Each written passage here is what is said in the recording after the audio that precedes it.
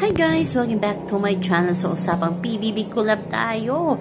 Aba, itong si AC Martinez tuluyan na atang nahulog kay Brent Manalo. Ayan, makikita natin, napakaklingi ni AZ kay Brent Manalo. Nakalimutan na ata ni AZ na may boyfriend siya sa outside world na si Larkin Arkin, di ba? Castor.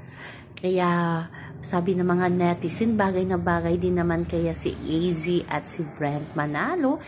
Pero yun lang ang hindi maganda, na may boyfriend itong si AZ. Tatlo yan eh. Nandyan din si Mika Salamanca na may Mick Brent din, at may AZ Brent. So marami nakikita. Marami na din ang talagang mahanga kay AZ Martinez sa TikTok, lalo na sa Twitter, sa X. Na maganda naman pala si AZ at maganda yung ugali na hindi lutang na lutang.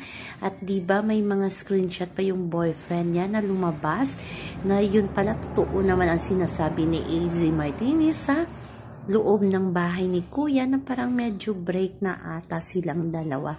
Gaano ito katotoo? Kasi may lumabas na yun eh. Nag-trending pa nga yun. At ito na marami na din kumampi kay AZ Martinez. Nung una nga si AZ yung sinasabi nilang negative, diba? Pero nung lumabas yun ay humanga sila kay AZ Martinez. O, diba? Pero ang cute lang ni AZ at ni Brent. Pero sabi nga ni AZ, klaro yan naman na crush niya talaga si Brent Manalo noong hindi pa sila nakapasok ng PBB. Pero nung magkakilala na sila, tropa vibes na lang daw ang naramdaman ni AZ kay Brent Manalo. Hindi natin sure yan, baka magka-twist yan. Abangan natin ang gagawin ni Kuya. Alam nyo naman sa PBB, maraming pasabog at maraming pasorpresa itong si Big Brother. So abangan lang natin kung sinong love team ang nilalayag ni Kuya, kapuso, kapamilya, kasi ngayon naiiba eh, diba? So si Brent at si AZ ngayon ay hindi nominado.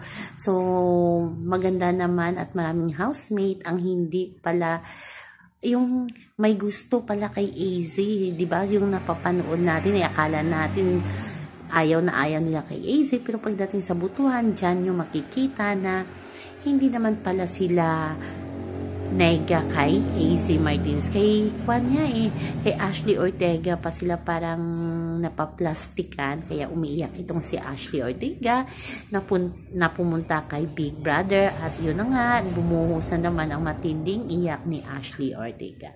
So yun naman po guys ang ating update sa ngayon, hanggang sa muli. Bye bye. Also remember, wag po tayo magpaka-stress. Please like, share, subscribe my channel para ma-update kayo sa bagong